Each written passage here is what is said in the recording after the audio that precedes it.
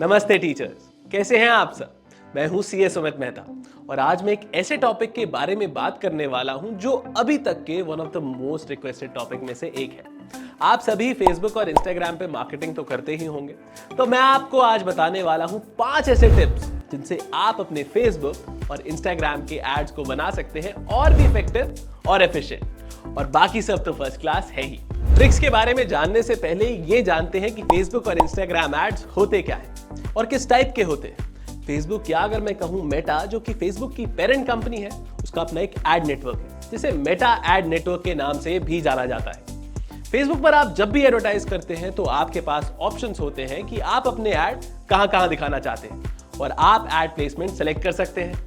Add placement में आपके पास various options होते हैं जैसे Instagram stories, Facebook articles, Instagram post और बहुत कुछ।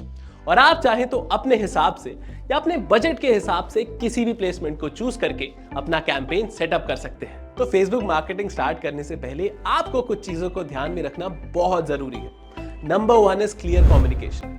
इस क्रिएटिव को देखिए। एक तरफ आप देख सकते हैं कि लेफ्ट साइड वाले पोस्टर में बहुत सारा कंटेंट लिखा हुआ है, CTA यानी कॉल टू एक्शन मिसिंग है और इमेज में कुछ भी ठोस नहीं है, जिसके रहते यूजर को समझ नहीं आता कि वो इमेज देखने के बाद एक्शन क्या ले।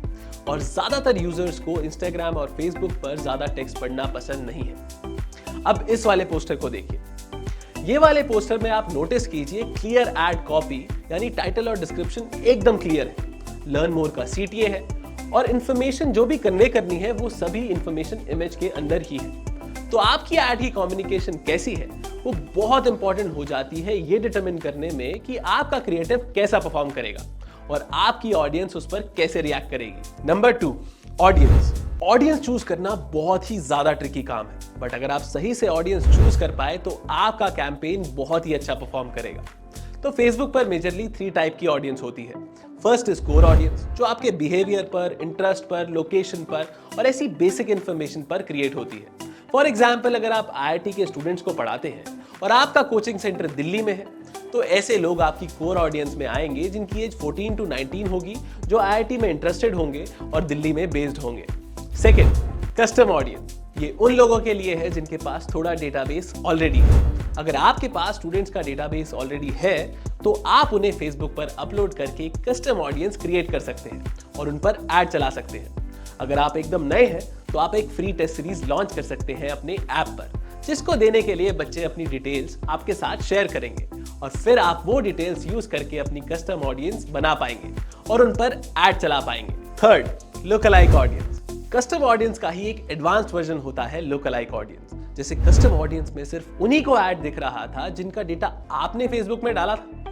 लुकलाइक ऑडियंस में फेसबुक उन कस्टम ऑडियंस जैसे और लोग अपने एल्गोरिदम या AI के थ्रू ढूंढता है और उनको भी आपका ऐड दिखाना शुरू कर देता है। तो इससे ऐसे लोग जो आपके ब्रांड को नहीं जानते वो भी आपके पास आ सकते हैं। अपनी ऐड के लिए ऑडियंस सेट करने के बाद अब हम आते हैं नेक्स्ट ट्रिक पर, which is number 3, experiment with the CTA। आपको CTA याद है? मैंने फर्स्ट स्टेप में बताया था। नहीं याद तो कोई बात नहीं, मैं दोबारा बता देता हूँ। CTA यानी कॉल टू एक्शन का मतलब होता है कि हम सामने वाले को क्या करने को बोल रहे हैं या उससे क्या एक्सपेक्ट कर रहे हैं। फेसबुक हमें बहुत सारे ऑप्शंस देता है CTA के लिए, जैसे send message, apply now, book now.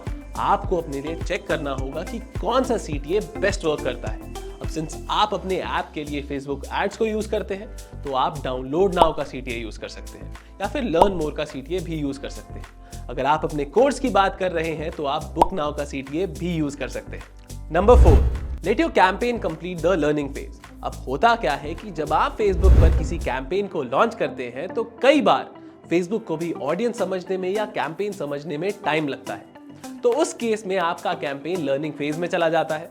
अगर आपका बजट कम है या ऑडियंस छोटी है तो कभी कभी आपका कैंपेन लर्निंग लिमिटेड में भी चला जाता है। इसका मतलब है कि अब आपको कैंपेन में थोड़े से चेंजेस करने की जरूरत है, क्योंकि अब आपका कैंपेन जरूरत से ज्यादा पैसे स्पेंड करना शुरू कर देगा। अब आपका एम होना चाहिए कि आपका कैंपेन लर्निंग स्टेज से एक्टिव स्टेज में आए। अगर आपका कैंपेन बहुत टाइम तक एक्टिव स्टेज में नहीं आ रहा तो आपको थोड़े से चेंजेस करने की जरूरत है या थोड़ा सा बजट बढ़ाने की जरूरत है। Number 5, choose your goal wisely. अब हम ये तो जानते हैं कि हमें फेसबुक ऐड चलाना है, लेकिन फेसबुक ऐड से करना क्या है, ये काफी लोगों के माइंड में एक बहुत बड़ा सवाल रहता है। वहां आता है चूजिंग योर गोल।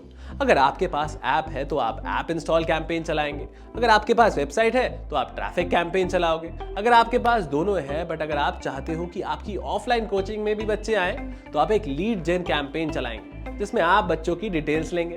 बट अगर आपके पास अपना ऐप है तो मेरी एडवाइस आपको यही रहेगी कि आप एक ऐप डाउनलोड कैंपेन ही चलाएं।